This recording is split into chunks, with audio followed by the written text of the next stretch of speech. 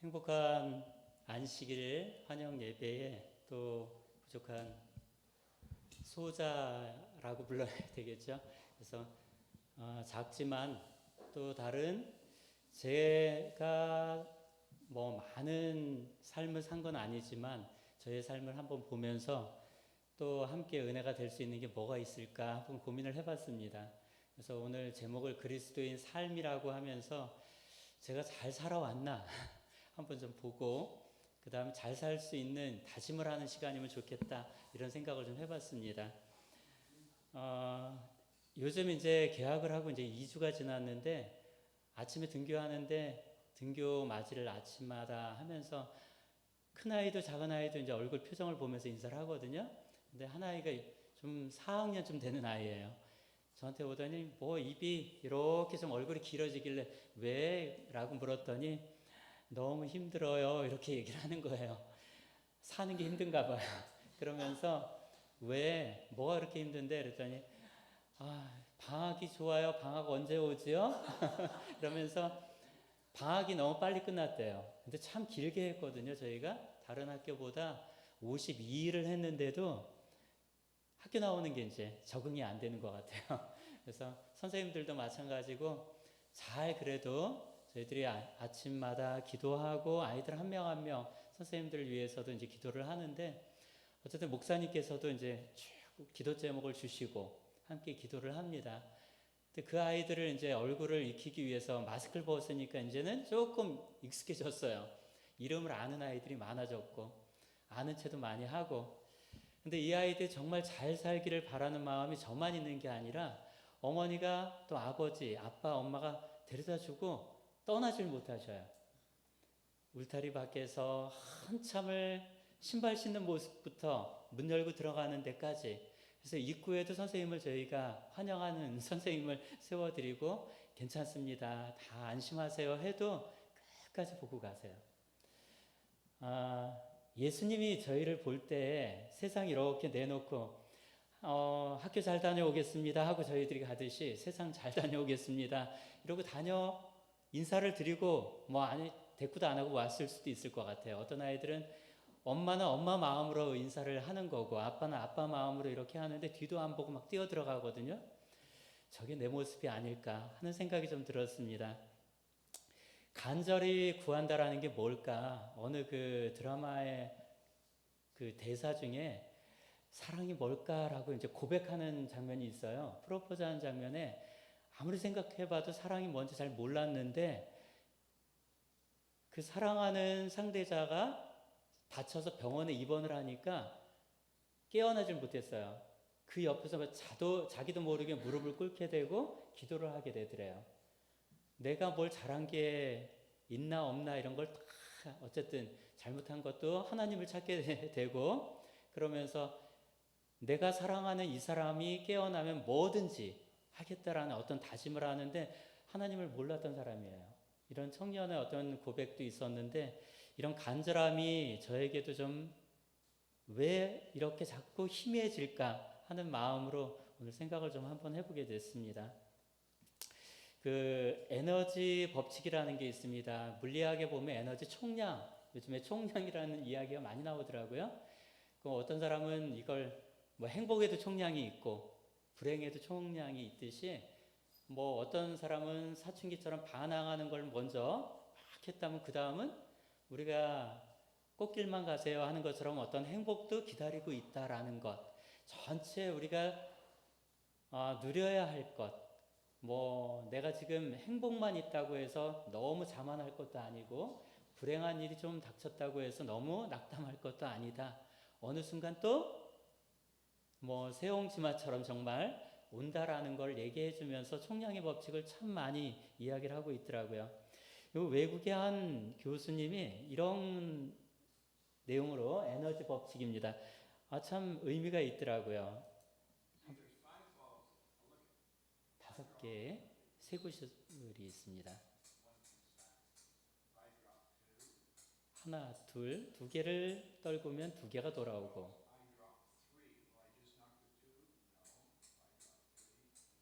3개를 떨어뜨리면 3개가 돌아오고 4개를 떨궜더니 바닥에 있던 하나인데도 결국은 4개가 다시 돌아오는.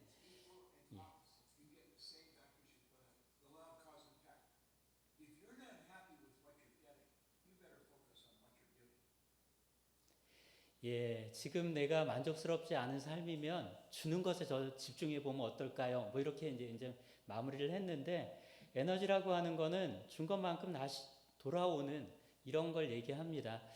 우리가 뭐 내가 누군가에게 선한 일을 하면 선하게 나에게 돌아올 수 있는 일이 분명히 있을 거예요. 근데 세상 사람들처럼 내가 10이라는 걸 주고 10을 기대하고 주는 경우도 있죠.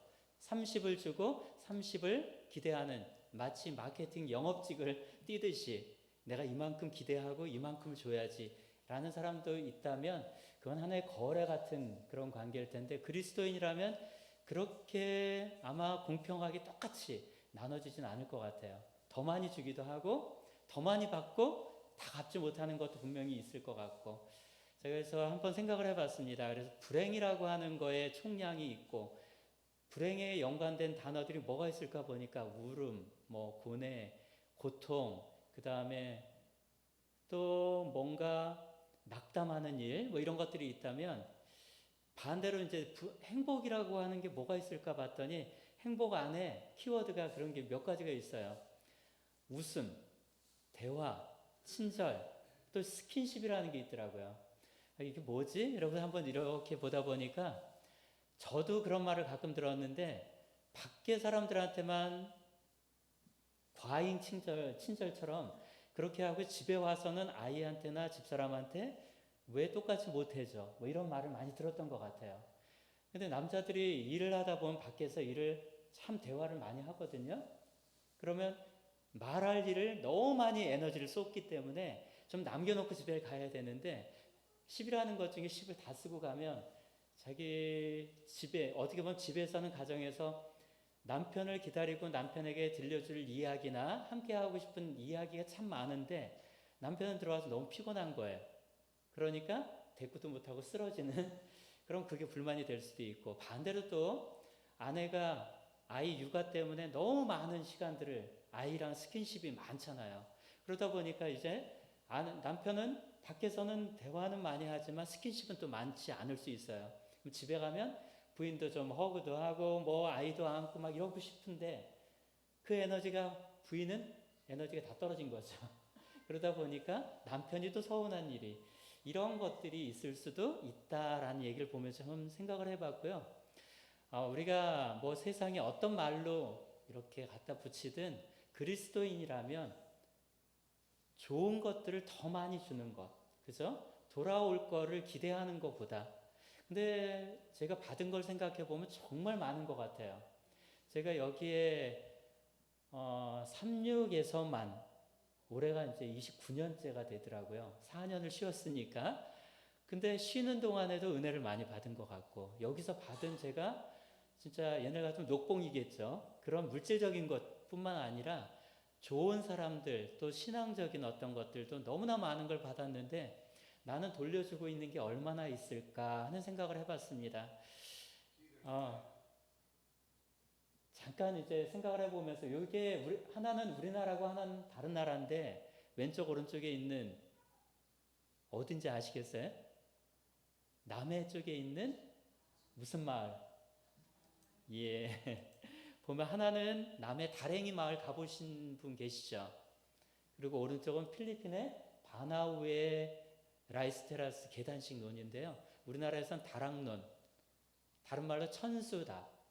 그 다음 우리나라는 또 인공으로 관계시설이 잘 돼 있는데, 필리핀 같은 경우는 여기는 제가 따가이따이 쪽에 제가 살았으니까 거기에서 한 4번은 간 것 같아요. 한 14시간 중간에 휴게소 들렸다 가면 마닐라에서 10시간인데 정말 길도 제대로 안 돼 있는 산길을 왜 4번을 갔는가. 집사람이 그렇게 좋대요. 그래가지고 아이들은 뭔지도 모르는데 그냥 차에 싣고 그러고 갔던 적이 있는데, 가서 뭐 중간에 일도 뭐 차도 고장 나고 뭐 여러 일들이 많았지만 여길 거쳐 또 그 뒤에 산까지, 산들이 얼마나 정말 장엄한지 그냥 입이 떡 벌어지더라고요. 그런 건 지금 세계 8대 불가사의 중에 하나인 곳인데 남해에도 아이들을 데리고 가봤어요. 다랭이 마을을 가보니까 멀리서도 보고 내려가는 길이 있는데 위에 사진을 많이 찍더라고요. 이 두 사진을 보면서 잠깐 한번 그 필리핀에 있는 요 천혜에 정말 이런 곳이 있을까 한번 영상을 한번 보시기 바랍니다. 소리는 없습니다. 그냥 한번 영상이에요. 저는 여기만 본 게 아니라 가면서 사가다라는 곳까지 산들을 몇 개를 가는 동안에 정말 모든 게 정말 저런 곳이에요. 온 산을 어떻게 저렇게 개간을 했을까 싶은데 여기는 천수답이라고 해서 이병주 목사님이 계속 또 지금 뭔가 방송하시는 것도 있는데 왜 불가사의가 됐을까? 산 꼭대기가 해발 2922m예요. 그 꼭대기에. 그리고 이슬이 내리는데 정말 작은 이슬이 아니라 어떻게 이렇게 풍성한 이슬이 있을 수 있지? 뭐 이 정도로. 그러니까 이 관계시설이 아니라 정말로 하늘에서 내리는 이슬, 빗물, 그거에 의지해서 살 수밖에 없는. 그러다 보니까 우리나라 이 다랭이 마을의 어려움이 뭔가 하면요. 모내기철에 비가 와야 되는데 비가 안 오면 제때 못하는 거예요. 여기도 마찬가지입니다. 수확량이 많지는 않을 수는 있는데 그쪽 쌀이 알람이라고 하잖아요. 길쭉길쭉한 그 모양이 이렇게 생겼어요. 길쭉길쭉해요. 근데 이 날아가는 밥 아시죠? 그 필리핀 사람들 보면 밥을 이만큼씩 많이 먹어요. 영양가가 없어서 그런지 몰라도 막 이만큼씩 먹고 거기에 간단하게 목사님 아시잖아요. 그죠? 그렇게 양을 많이 먹더라고요.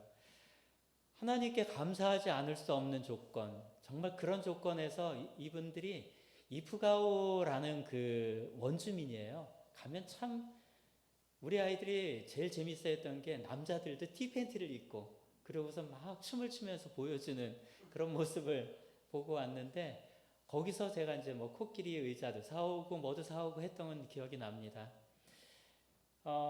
주위를 돌아보면 정말 하나님은 사랑이고 하나님은 축복이라는 걸 누구라도 이렇게 외칠 수 있는, 자연이 그냥 우리에게 들려주는, 새소리도 들려주고. 근데 그날 전 내려갔을 때 하나의 에피소드가 막 손을 끌고 내려가요. 저희들을 어느 집으로 내려갔더니 집에 관이 이렇게 원두막 같은데 관이 매달려 있어요. 나중에 보니까 그게 자기 할아버지, 아버지 그 관들이 다 집에 있더라고요. 그리고 뭐 원숭이, 그 해골 뭐 이런 것도 있고. 근데 뭘 주려고 갔나 봤더니 가장 귀한 선물이 자기들은 그 닭의 피래요. 닭을 피를 내가지고 이렇게 주려고 하길래 안 먹는다고 막 살해를 그랬던 기억이 나는데, 이 이프가오족의 이야기를 한번 보면서 4번을 가는 동안에 아이들이 그래도 오랫동안 추억처럼 기억을 갖고 있는 게 있어요. 근데 하나님께서 여기에 보니까 출애굽기 33장 19절에 여호와께서 이르시되 내가 내 모든 선한 것을 뇌 앞으로 지나가게 하고 여호와의 이름을 뇌 앞에 선포하리라. 나는 은혜 베풀 자에게 은혜를 베풀고 긍휼히 여길 자에게 긍휼을 베푸느니라. 이렇게 하고 있습니다. 히브리서 11장에는 또 믿음이라는 것, 믿음의 장이라고 하잖아요. 눈에 보이는 거, 눈에 보이지 않는 것. 요즘에 선생님들 앞에서도 그렇고 어머니들 앞에서도 그렇고 저도 모르게 툭툭 나오는 말이 있어요. 눈에 보이는 게 다는 아닙니다. 왜냐면 어머니들이 들어오시면서 학교가 너무 허름해 보인대요. 학교가 사립학교 맞아요? 이렇게 묻는 거예요. 자꾸 사립학교 맞습니다. 그리고 보이는 게 다는 아니라는 거를 보여드리겠습니다. 이렇게 얘기를 하는데 정말 이 자리에도 눈에 보이는 성도님이 계시고 눈에 보이지 않는 우리 천사 보이시나요? 옆에? 보이셔요? 보이시죠? 이렇게 아이들에게 1학년, 2학년 교실 들어갔을 때 수업을 해보면 그 동화책을 읽어주면서 동화책의 어떤 이게 뭐 3D도 아니고 4D도 아닌데 그 아이들은 그 내용을 그렇게 받아들여요. 살아있는 인격체처럼. 코끼리가 이야기하고요. 그 안에 있는 동물이 나에게 이야기를 들려주는 거를 정말 우리보다 더 깊이 몰입해서 보는데 성경을 볼 때 정말 그렇게 빠져들면서 우리가 보고 있을까?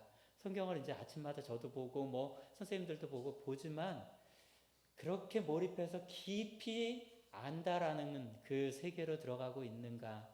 믿음은 바라는 것들의 실상이요 보지 못하는 것들의 증거니라는 것들을 과학자들이 뭐 진화론을 바탕으로 공격을 하든 뭐 창조에 대해서 거부감이 있는 사람들도 이제는 창조에 대한 어떤 지적 설계자를 인정하는 쪽으로 많이들 돌아서고 있어요. 이 세상, 이 우주를 창조한 누군가는 있다. 어떻게 이 작은 꽃 안에 생명이라고 하는 게 이제 봄이 되니까 꽃봉오리가 막 여기저기 이제 나오기 시작하는데 꽃봉오리 하나 안에 저게 무화과, 요게 뭐 튤립은 튤립, 꽃 생명이 그 안에 담겨 있는데 속을 이렇게 보면 겹겹이 쌓여서 어느 순간 확 정말 흐드러지게 펴서 우리에게 행복감을, 우리에게 이게 하나님의 사랑이라는 걸 보여줄 텐데 그 순간에 감동할 수 있는 마음이 열려 있어야 함께 하나님을 찬양할 수 있을 텐데 그런 생각을 하면서 저도 한번 준비를 해봤습니다. 믿음을 우리가 보지 못하는 것들을 찾아가는 또 주변에서 내가 보고 고백할 수 있는 시편 기자 요즘에 시편 공부를 하면서 시편 84편이 참 좋더라고요. 교과 공부에 나오는 그 이야기를 보면서 믿음으로 바라보며 어딘가 주님의 그 주권을 인정할 수 있는 삶이 내가 돼야 되지 않을까. 또 우리 중동교회 모든 성도님들이 되기를 간절히 바라겠습니다. 사막 광야에 저렇게 지금 이제 풀 초장에서 많은 양들이 풀을 뜯고 지나가면 오른쪽 같은 길이 생긴답니다. 이 길이 위성지도로 본 거예요. 위성지도로 보면 막 뭔가가 지나간 것처럼 차가 지나간 것 같은 느낌인데 양이 지나간 자리랍니다. 이런 자리. 그래서 시편 84편에 보면 주께 힘을 얻고 그 마음에 시온의 대로가 있는 자는 복이 있나이다. 시온이란 의미가 우리한테는 굉장한 또 다른 성전, 성지 뭐 이런 의미로 다가오잖아요. 우리 안에 그런 대로가 시온의 대로가 있는 자는 복이 있다라는 시편 84편의 이야기입니다. 우리가 누군가를 따라갈 때 선한 목자 대신 예수님을 따라가는 거는 다 인정을 하는데 잘 따라가고 있는지, 가다가 샛길로 빠지지는 않는지, 샛길로 빠진 어린 양을 안고 어린 양을 찾아오신 예수님의 모습, 안고 있는 선한 목자의 모습을 우리가 보면서 시편 기자의 이런 고백이 내 고백이 돼야 될 거라는 생각을 했습니다. 저는 지난번에 교목 목사님이 제가 낭독하는 그 낭독문에 제목도 좀 번연의 철로 역정 이야기가 있었고요. 요전에 또 목사님께서 또 언급을 해주셨는데 아마 많이 들어보셨을 거예요. 성경 다음으로 많이 팔렸던 책이래요. 지금까지도 많이 팔리고 있는데 세계 200여 국에 이게 팔리는데 정말 성경만큼이나 많이 팔린답니다. 여기에는 이제 주인공이 크리스천이라는 주인공 이름이 크리스천이에요. 그리고 이 사람이 찾아가는 그 과정뿐만 아니라 살아온 삶의 모습 속에서 우리가 좀 생각할 게 있어서 가져와 봤습니다. 존 버년이라는 사람은 보이지 않는 하나님의 그런 약속을 믿고 천성까지 쫓아가는 가는 길에 만나는 많은 등장인물들이 있는데 그 인물들의 이름들이 참 독특하고요. 내 삶 속에 다 나오는 나와 같은 사람들이었구나 하는 생각을 하게 됐습니다. 이 세상을 장망성이라고 불렀어요.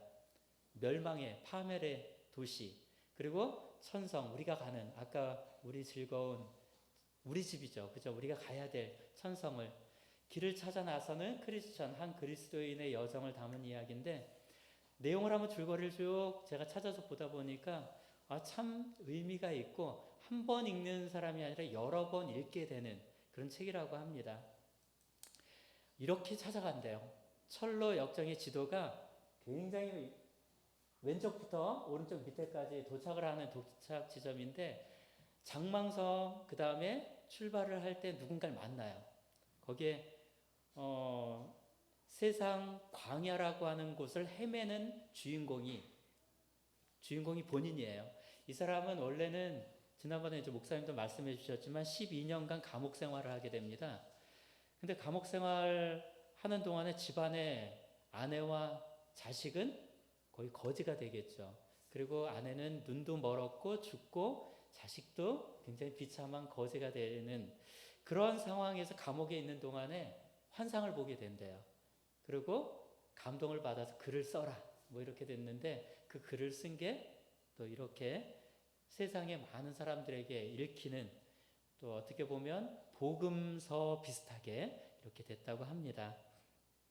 줄거리를 보면 세상 광야를 헤매다가 동굴이 있는 곳에 이르러 한밤을 자는 거예요.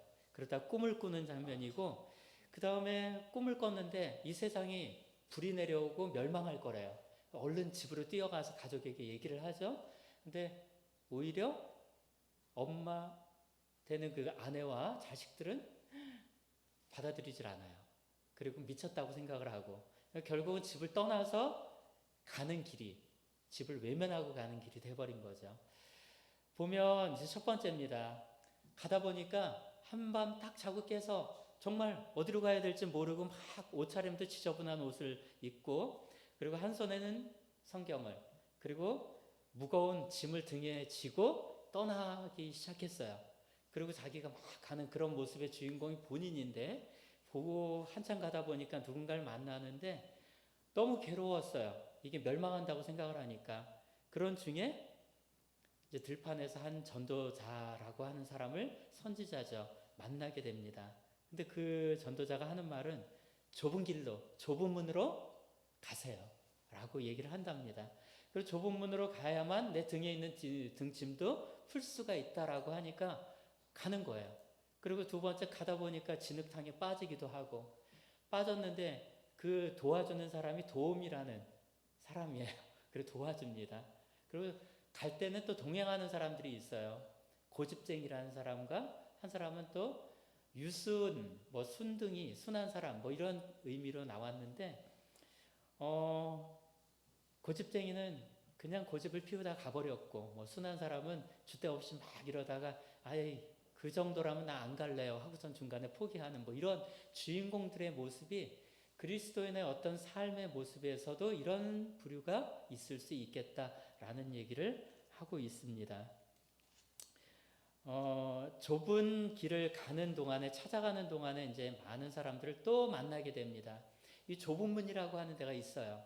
가서 문을 두드리기 전에 위에를 보면 마태복음 7장에 있는 이야기 두드리라 그리하면 너희에게 열릴 것이니 라는데 여기에도 이제 찾아가는 과정에 누군가를 만납니다. 내가 이 짐을 벗으려면 어떻게 해야 되죠? 했더니 도덕골이라고 하는 마을에 가면 율법이라는 사람이 있을 거다. 도움을 받아라. 그러면 짐을 네가 구원이라는 사람을 만나 어떻게 풀 수 있는지 알려줄 거다. 뭐 이런 이야기예요. 이게 성경의 어떤 이야기 같이 엮어가지고 참 재밌게도 썼구나라는 생각이 듭니다. 두드리라 그리하면 열릴 것이다 라고 해서 문을 두드리고 갑니다. 그리고 구원이라는 사람을 진짜 만나요.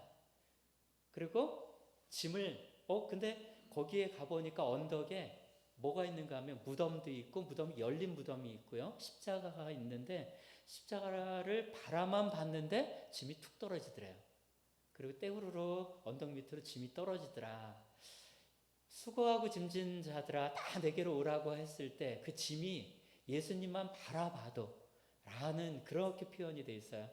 보는 순간에 짐이 툭 떨어져서 그냥 떨어져 나가는 그리고 다시 여정길을 가게 됩니다. 이런 이야기를 이제 보면서 어디까지 가야 되는가 하면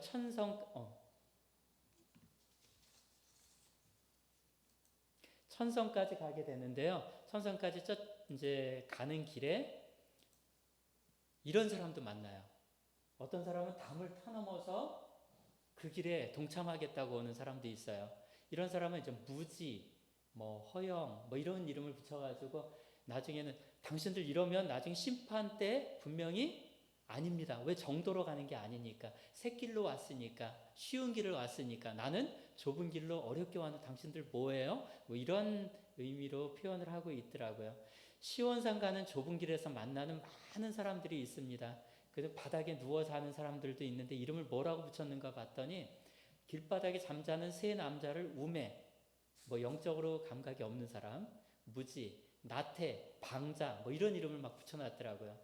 그 다음 그 반대되는 사람은 이 그 크리스천 주인공을 테스트하는 거예요.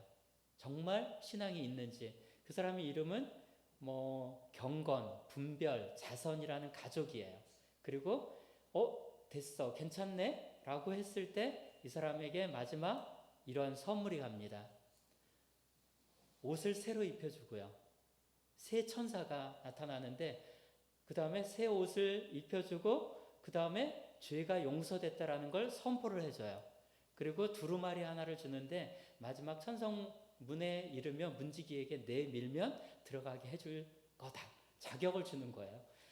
우리가 하늘나라 갈 수 있는 자격이 있을까? 우리 예복이라는 얘기 나오잖아요. 그런 예복처럼 여기에도 이야기 속에 그런 것들을 막 일부 이야기 속에 넣어놨더라고요. 참 성경에서 우리가 한번 그냥 듣고 설교 시간에도 또 그냥 어떤 이야기로 들었던 것들을 한번 좀 생각해 보는 시간이었습니다. 마지막 출발해서 도착하는 이 길이 제가 이야기를 다 하지 못한 부분을 나중에 한번 책이든 인터넷이든 한번 보시면 지나가는 길들이 정말 다양해요. 계곡도 겸손의 계곡, 죽음의 계곡, 뭐 아름다운 집도 있고 강도 만나고 베드로가 막 빠졌던 것처럼 천성문 앞에 강이 있는데 너무 두려워서 발을 디디니까 그 순간에 자꾸 빠져드는 거. 그때 소망이라는 친구가 나를 건져내더라. 뭐 이런 이야기들. 참 재밌게 썼다라는 생각을 하는데 이 길이 저는 이제 제목을 붙일 때 우리가 하늘 가는 길을 순례자의 길이라고 하면 순례의 길이 아닐까. 스페인에 가면 순례자의 길이 따로 있잖아요. TV에 가끔 보면 그 길을 여행을 하는 사람들이 있더라고요.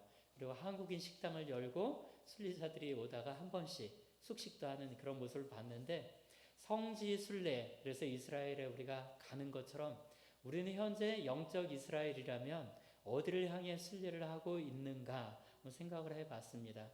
마지막에 이 크리스천 주인공은 주의 친절한 팔에 안기어 올림을 받았다. 그리고 거기에 영광을 함께 나누는, 즐겁게 대화를 나누는 누군가가 있었다. 그리고 거기에 잎사귀로 치유함을 받고 먹을 걸 정말 먹었더니 강물에 생명수를 떠서 먹었더니 너무나 시원하더라. 뭐 이런 이야기를 해요. 우리가 바라보는 천성은 어떤 곳일까를 상상해보는 그런 이야기였습니다.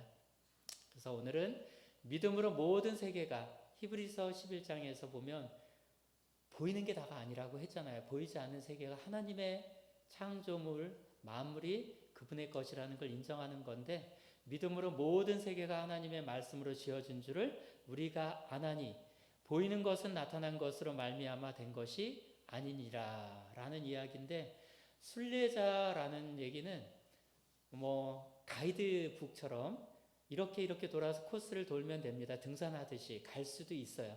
스페인에 거기는 보면 코스가 있더라고요. 쉬는 산장처럼 쉼터도 있고 우리가 하늘나라 가는데 아까 어떤 사막도 지나고요. 계곡도 지나고 강도 지나고 숲도 지나는데 어려움도 있고 불행의 계곡도 있고 즐거움을 찾을 수 있는 곳도 있고 허영의 시장이라는 곳에는 없는 게 없더래요. 근데 거기서 곤욕을 당했어요. 왜 그랬나 봤더니 거기에 믿음과 함께 갔어요. 믿음이라는 사람과 동행을 했는데 믿음이 사형을 당해요. 왜? 여기에 허영이라고 해서 물건 나온 거 어떤 뭐 허영이라는 모습을 나는 절대로 따르지 않을 거야. 왜냐하면 크리스천은 이런 일을 만날 때 어떤 마음으로 갈 거야 라고 다짐을 했는데 이런 마음을 나는 주님의 권능만 인정할 거야. 주님이 가라는 대로만 갈 거야 라는 마음으로 갔기 때문에 이 두 사람이 심판을 받아요. 거기 재판을 받고 믿음은 사형을 그리고 이 크리스천은 도망을 나오게 됩니다. 그리고 떠난다 뭐 이런 이야기였는데 목표가 어딘가 표대를 향해 달려가듯이 우리가 가는 곳이 정해졌고 순례자는 지도가 우리는 지금 눈에 보이지 않는 지도가 있다라는 거죠. 그 지도가 눈에 보이지 않는 맵이 있는데 이 지도를 그러면 누구를 보고 따라가야 될까? 우리가 모를 때 예수님이라고 하는 지도. 그래서 좁은 문에, 거기 책 속에는 좁은 문에 문을 열어주는 문지기가 누구냐 그랬더니 이름을 선의라고 붙였어요. 예수님이 선의래요. 그리고 그러면 십자가는 거기에서는 보니까 뭐 그리스도다 뭐 이런 이야기를 해가지고 이야기를 많이 만들어 놨더라고요. 그래서 오늘 이제 그리스도인 삶에서 존 버년의 어떤 이야기를 잠깐 제가 얘기를 드렸지만 그 안에 주인공들의 이야기가 많은 제목이 내가 살아왔던 삶 속에서 붙일 만한 이름들이 너무나 많더라고요. 무지, 나태, 허영, 오만 뭐 이런 것들이 다 나한테 붙이면 다 말이 되는 내가 그 모습으로 살았구나 라는 생각이 들었습니다. 그 다음에 나중에는 믿음, 소망 이런 것, 구원, 선의 이런 것들로 또 나에게 달려서 내 삶 속에 나올 수 있으면 좋겠다라는 생각을 했습니다. 그런 삶을 살기 위해서는 우리가 기도라는 것에 빠질 수 없을 것 같다. 기도라고 하면 유대인들은 하루에 3번은 꼭 한대요. 알라를 믿는 이슬람 교도들 보면 그 시간만 되면 엎드려서 뭔가 예배를 드리듯이 유대인들도 아침, 점심, 저녁 우리가 하루 3번이라고 하는 이게 구약과 신약에도 보면 다니엘 그러면 우리가 하루 3번 정말 정해진 시간에 기도하는 것들을 우리가 볼 수가 있잖아요. 그래서 왕의 도장이 찍힌 것도 알고도 예루살렘을 향해서 그렇게 기도하는 모습. 또 다윗도 보면 저녁과 아침과 정오에 예수님께 여호와께 내 소리를 뭔가 들려드리게 내 말을 들어주세요라는 고백에 기도를 하게 됩니다. 우리는 진정한 기도로 말미암아 무한하신 자의 마음과 연락된다. 비록 기도하는 그 당시에는 우리 구주의 얼굴이 긍휼과 사랑으로 우리를 보시고 계시는 현저한 증거는 볼 수 없을지라도 그가 그렇게 보시는 것은 사실이다. 비록 우리는 그가 우리를 만지시는 것을 감각하지 못할지라도 그의 손은 사랑과 긍휼로 우리를 안찰하시는 것이다. 우리가 기도를 열심히 한 사람들 구약에도 있고요. 신약에도 있고요. 예수님도 정말 기도를 미명의 새벽에 한적한 곳에 이렇게 기도하시는 예수님, 제자들도 마찬가지고요. 이런 기도하는 모습이 우리의 삶이 돼야 된다라는 생각을 했습니다. 그 유대인들은 기도를 할 때 뭐 우스개처럼 누군가가 얘기를 한 것 같아요. 첫 번째는 내가 감사의 기도를 드린대요. 내가 사람으로 태어난 게 감사하다. 짐승이 아니라서 감사하다. 두 번째는 뭐 여자가 아닌 남자라서 이게 감사하다. 뭐 이런 것도 해서 여성아직 약간 폄하하듯이 약간 내려가는 그런 이야기도 있었다고 하면 감사의 이야기를 뭔가 유대인들이 할 때 그런 것도 있었다라는 얘기를 하더라고요. 근데 우리는 그런 게 아니라 우리의 기도의 제목은 삶 속에서 정말 하나님과 대화하며 정말 필요한 것들이 하나님의 뜻 안에서 이루어질 수 있도록 기도를 해야 된다라는 이야기가 제가 한번 생각을 좀 해봤습니다. 우리가 만날 분이 누굴까라는 생각을 했고요. 그리스도인의 삶 속에 복, 축복, 시온의 대로가 있어야 되는데 시편 84편의 6절에 보니까요. 그들이 눈물 골짜기로 지나갈 때 그곳에 많은 샘이 있을 것이며 이른 비가 복을 채워주나이다. 이렇게 가는 순례자의 모습, 순례자지만 복을 정말 끌어안고 나눌 수 있는 길을 만드는 시편 기자는 그래서 지나갈 때 샘이 넘치게 하는 사막의 샘이 정말 나오게 하는 사람이고 복의 복을 체험하는 그런 삶이 그리스도인의 삶이라는 것을 시편 기자가 지금 고백을 하고 있습니다. 그리스도인의 삶에서 성장을 위해서 이렇게 혹시 여기 보면 결의소라고 해서 쟁기질을 할 때 보면 2마리 소를 앞에 이렇게 몰고 어떻게 보면 농사 지을 때 이렇게 한다고 해요. 근데 2마리가 다 똑같은 능력을 가진 건 아니랍니다. 한 소는 안소라고 부르고 하나는 마라소라고 부른대요. 누가 일을 더 잘할까요? 누가 말을 했기를 더 잘 알아들을까요? 그래서 쟁기질을 하는 그 농부의 왼쪽에 있는 안소가 일을 잘한답니다. 그리고 경력이 좀 있고 연륜이 있고 정말 일을 잘하기 때문에 뭐 그냥 눈치로도 아니면 툭툭 치는 거로도 뭘 해야 되는지를 알고 옆에는 좀 어린 소도 괜찮고 미숙한 소, 그래서 배워야 될 소, 마라소라고 하는 걸 붙여서 같이 일을 시킨답니다. 그러면 정말 일을 배워가면서 이렇게 한답니다. 그리스도인의 삶 속에서 우리가 기도를 하고 축복의 어떤 삶을 살 때 함께 성장할 수 있게 해주는 그리스도인의 모습, 그렇다면 성장이라고 하는 거는 이렇게 내가 잘하는 달란트가 있을 거고, 내가 뭔가 옆에 있는 사람을 이끌 수 있는 부분이 있고 또 도움을 받을 수 있는 것도 있겠죠. 동역하는 그런 모습을 성경에는 이렇게 예언의 신에 얘기하고 있습니다. 바울과 아볼로에 대한 이야기로 고린도 교회에 어떻게 보면 바울이 강하게 한마디를 한 부분이에요. 파처럼 당을 만들기 시작하니까 거기에 대해 한마디를 한 겁니다. 나는 복음의 씨앗을 뿌렸고 심었고 아볼로는 물을 주었으되 오직 하나님께서 자라나게 하셨나니. 고린도에 최초로 복음을 전하고 교회를 조직한 바울이 얘기하는 겁니다. 뿌린 씨에는 물을 줘야 하는데 그 역할은 아볼로의 역할이었다. 품성을 변화시키는 건 바울도 아볼로도 아니었어요. 하나님의 능력이었다. 성공에 따르는 명예와 영광은 크신 일꾼이신 하나님께 속한다. 따라서 그 능력은 맡겨라 라는 거죠. 성령의 역사로 맡겨라. 그 동역할 때 성령의 역사가 함께한다라는 걸 여기서 얘기를 하고 있습니다. 또 하나는 여기서 보면 동역에 대한 이야기가, 우리가 이제 여선지자 중에 드보라 선지자, 여자 선지자 중에 거기에 노래 가사 중에 이런 내용이 있습니다. 하나님의 꿈이 나의 비전이 되고 예수님의 성품이 나의 인격이 되고 성령님의 권능이 나의 능력이 되길 원하고 바라고 기도합니다. 많이 들어보셨죠? 그죠? 성령의 사역의 동역자로 바나바, 바울, 바나바와 실라 계속 나오는 이야기들이 있죠. 동역하는 그런 모습들. 하나님이 선택한 누군가, 사람의 선택이 아니라 하나님이 선택한 그 사람의 일 속에서 능력은 하나님의 소관이었다라는 거죠.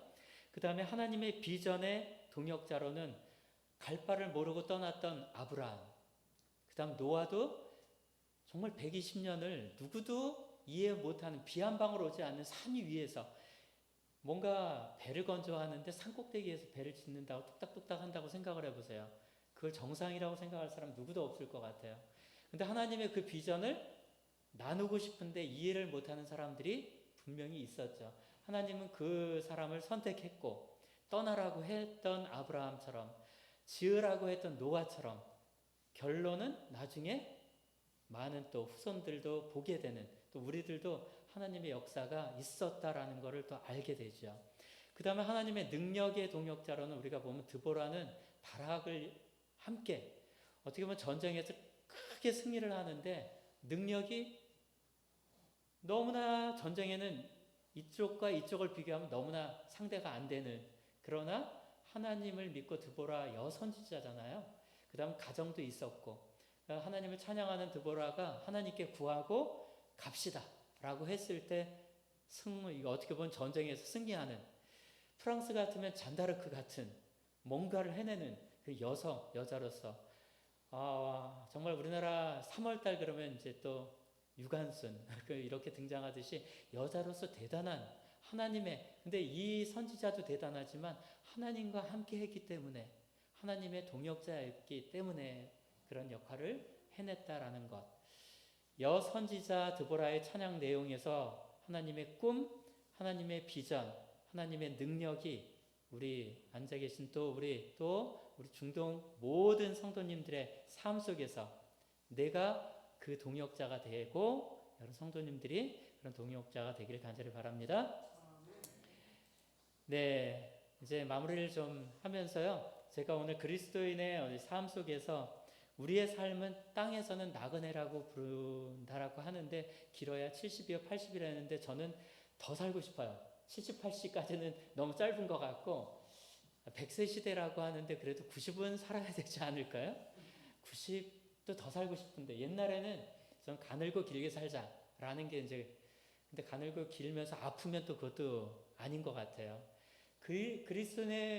그리스도인으로서 잘 사는 방법, 오래 사는 것도 잘 사는 방법, 오래 살면서도 그리스도인은 뭔가 좀 다른데, 뭔가 저를 보면서도 그리스도인의 우리 하늘나라를 가는 그 여정길에 한 발 한 발 남긴 어떤 족적이든 뒤에 남는 어떤 향기든 그 사람에 대한 기억이 여기에 어떤 철로 역정에서 나온 주인공이 마지막 성공을 했잖아요. 중간에 누구를 만났든 유혹을 뿌리치고 끝까지 간 것처럼 끝까지 가서 성공을 하는 내가 되고 또 성도님들이 되길 바라겠습니다. 기도는 요 맨 위에 있는 제목 누가 참 좋은 글을 써놨길래 한번 옮겨봤습니다. 함께 좀 읽어보겠습니다.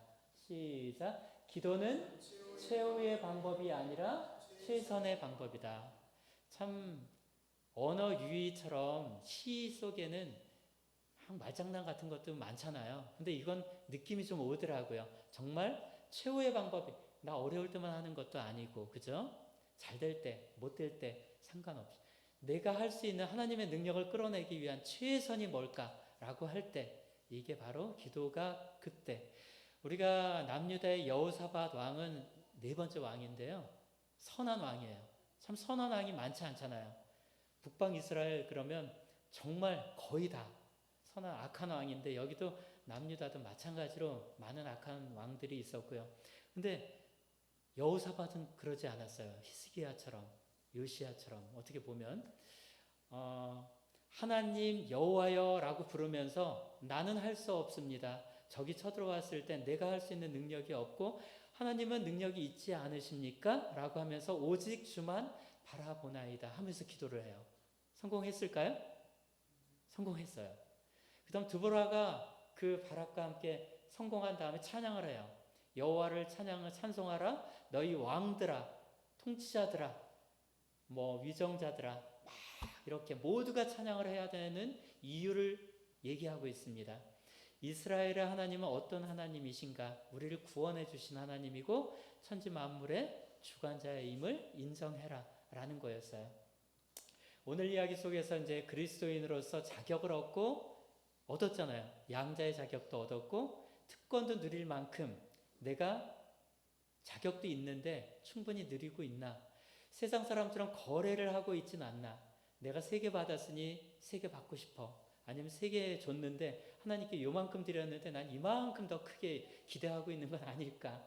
더 많이 받은 거를 나눠주고 주지 못하는 고인물같이 있지 않은가라는 생각을 하면서 기도가 최선의 방법이라는 걸 마법처럼 능력으로 보여줄 수 있는 그 능력이 내 능력이 아니고 하나님의 동역자가 될 때 하나님께 사랑받고 축복이 넘치는 우리 모든 성도님들이 될 수 있고 저도 되고 싶은 마음에서 그리스도인의 삶에 대한 이야기를 나눴습니다. 오늘 말씀 속에서 많지는 않더라도 함께 우리가 갈 길에 동역하고 연합하고 축복의 통로가 되는 삶들을 살 수 있는 모든 성도님들 되기를 바라면서 말씀 마치겠습니다.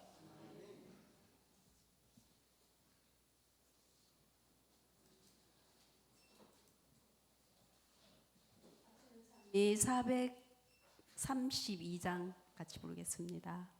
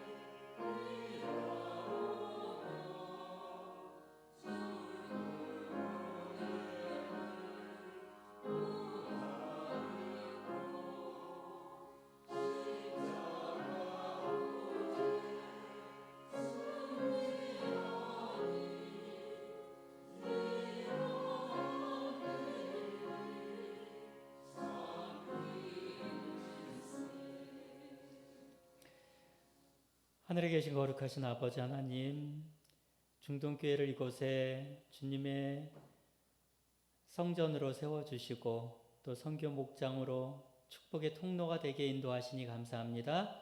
저희들이 또한 주님을 사모하며 주님을 사모하는 그 길에 참으로 세상에 선한 감화력을 끼치기에 부족함이 없는 참 자녀의 삶을 살 수 있도록 인도하여 주시옵소서. 무엇보다도 성령님의 능력이 함께하는 삶과 저희들의 삶 속에서 많은 이웃들이 또 주님을 모르는 많은 사람들이 주님께 돌아올 수 있는 참으로 귀한 착하고 충성된 종이라는 칭찬을 받는 삶을 살 수 있도록 저희들에게 믿음과 용기와 지혜를 허락하여 주시옵소서. 저희 중동교회 모든 성도님들 삶 속에서 참으로 축복과 기쁨과 행복의 통로가 무엇이 또 저희들이 따라가야 되고 주님의 뜻을 이루기 위해서 무엇을 해야 되는지 다시 한번 생각할 수 있는 은혜의 시간을 주시니 감사합니다. 저희들의 삶 속에서 또 귀한 날로 구별하신 이 안식일에 다시 한번 주님을 더 깊이